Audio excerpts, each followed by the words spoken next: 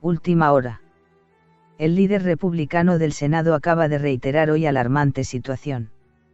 Los demócratas están por implementar una especie de dictadura en la cual ellos solo tomaran las decisiones y manejaran las elecciones. Se trata de un proyecto de ley de elecciones conocido como HR1 en la Cámara. A pesar de que este señor fue un traidor para el Titán y para la gente que lo apoyaba. Parece estar dándose cuenta del gravísimo error que ha cometido al aceptar el fraude que le hicieron al Titán. Ahora los demócratas están cambiando la Constitución para facilitar el fraude en las próximas elecciones. McConnell dice que los deministrados están intentando usar el poder para ayudar a ganar las elecciones en perpetuidad con el S1. Se refería a una disposición en el proyecto de ley que cambia la Comisión Federal de Elecciones de una división de 3 a 3 partidistas a 5 miembros en total. Con 2 de cada partido y un quinto no afiliado a ninguno de los dos pero designado por el presidente. Así que esto no se trata de otra cosa más que buscar la manera de beneficiar a los demócratas a ganar elecciones a perpetuidad, agregó el senador. 20 estados ya anunciaron a los demócratas que el S1 es completamente inconstitucional. Este proyecto de ley cambia la Constitución de Estados Unidos. Esto que está pasando debe parar o si no lo que parecen estar implementando no es más que una dictadura. A continuación el comunicado de este sujeto que a pesar de haber traicionado al Titán parece estar despertando sobre el gravísimo error que cometió. On what the majority leader has just said, the state bills that he refers to, I believe Senator Blunt has mentioned only 2 of them have passed, and they had absolutely nothing to do with suppressing the vote. It's also noteworthy that this is a solution in search of a problem. The turnout in 2020 was up 7%. The turnout in the 2020 election was the highest since 1900. States are not engaging in trying to suppress voters whatsoever. This is clearly an effort by one party to rewrite the rules of our political system. But even more immediately, it would create an implementation nightmare, as Senator Blunt pointed out, that would drown state and local officials who run elections. This proposal needs all the scrutiny it can get, and I'm glad we're all here to give it that scrutiny. This legislation would forcibly rewrite the election laws of all 50 states from here in Washington. Popular policies like voter ID requirements would be banned unless states neutered them with loopholes. Meanwhile, unpopular and absurd practices like ballot harvesting, where paid political operatives can show up carrying stacks of other people's ballots, would not just be allowed, it would be mandatory. Washington would mandate that every state and county in America adopt same-day voter registration with minimal safeguards. But it would make it incredibly difficult for states and counties to conduct routine voter list maintenance, like removing dead people or voters who don't live there any longer. Then there's the whole question of political speech. Refereeing campaigns and policing speech are sensitive tasks.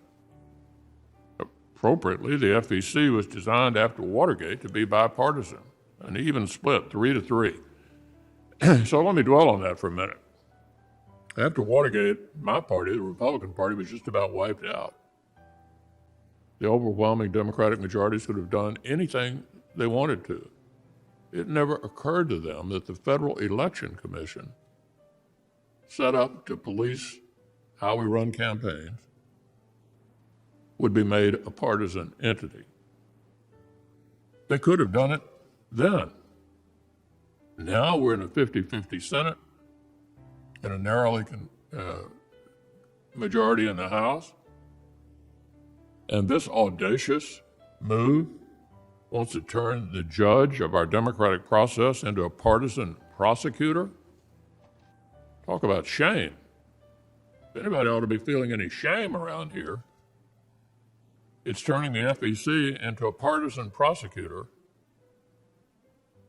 the majority controlled by the president's party, to harass and intimidate the other side.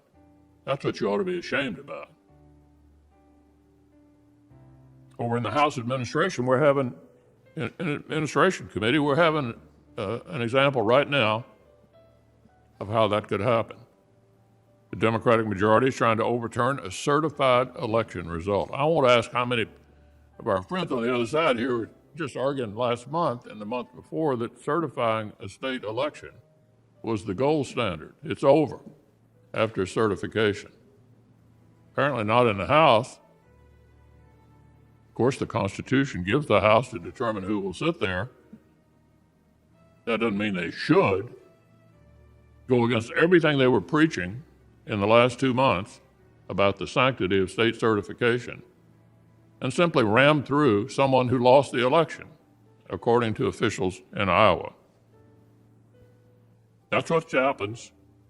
I would say to my Democratic friends, that's what happens when you let partisan bodies regulate elections. And that is certainly not what we need at the FEC. And that's what, among other things, you ought to be ashamed about. This bill would also expand the scope of this newly partisan FEC. More power over more of America's speech. More mandates for private groups to publicize their list of supporters. Associational privacy is a core liberty. It's been championed heroically by organizations like the NAACP. This bill is such an attack on citizens' privacy that even the left-wing ACLU opposes this bill. These are big picture problems. But on a practical level, even if you disagree with everything I just said, the fact is, as Senator Blunt pointed out, this legislation is just not ready for prime time. It's an invitation to chaos. Chaos. State-level election officials, including Democrats, are sounding alarms left and right. This messaging bill would create a nightmare if it actually became law. It would mandate brand new voting machines that have not even been produced yet. It mandates something that doesn't exist, let alone certified and approved.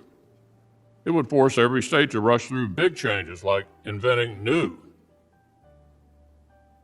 unsecure, automated telephone systems to register voters. I'm sure prank callers would have a field day with that. This thing even has something to say about the paper on which local officials would be able to print their ballots and the kind of envelope adhesive they have to use. That's a really important thing for the federal government to dictate. What kind of adhesive they have to use. What a great idea. Just the prospect of all these silly new mandates is already keeping local officials up at night, and that includes, by the way, Democratic local officials who conduct elections. And of course, this thing would even put American taxpayers on the hook for transfer payments. Don't be kidded into thinking there's not federal money in this bill. Transfer payments that would go directly to fund political campaigns. Taxpayer-funded bumper stickers and attack ads. What a great idea. American people are really going to like that. Taking their money and spending it on attack ads, bumper stickers, buttons, and balloons. Look, even liberals who like this bill better than I do are admitting all the practicalities need to go back to the drawing board. This is nowhere near ready for prime time. It's an invitation to total chaos. So I'll close with this.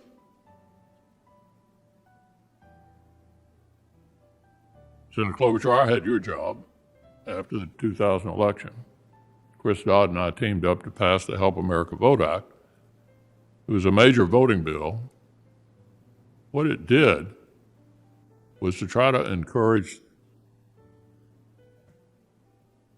making it easier to vote but harder to cheat. It was a combination of things. Well balanced. It passed 92 to 2. 92 to 2. That's the kind of consensus that can be built when you approach a subject like the one that's before us today in the right way. By contrast, this bill did not receive a single vote in the House, and I predict it will not in the Senate, should we unfortunately have to vote on it. Both Republicans and Democrats voted against it in the House. Now, we've just seen two consecutive presidential elections, 2016 and 2020, where chunks of Americans on both the left and the right took turns refusing to accept the result when their side lost. We can't afford to go further down this road. We should be finding ways to rebuild trust, not destroy it further. But that's exactly what a partisan power grab would guarantee. And that's what S1 is all about. Thank you, Madam Chair. Suscríbete al canal Tu Mundo Ahora y activa la campanita, así no te perderás ninguna noticia de los hechos más importantes de América y el mundo.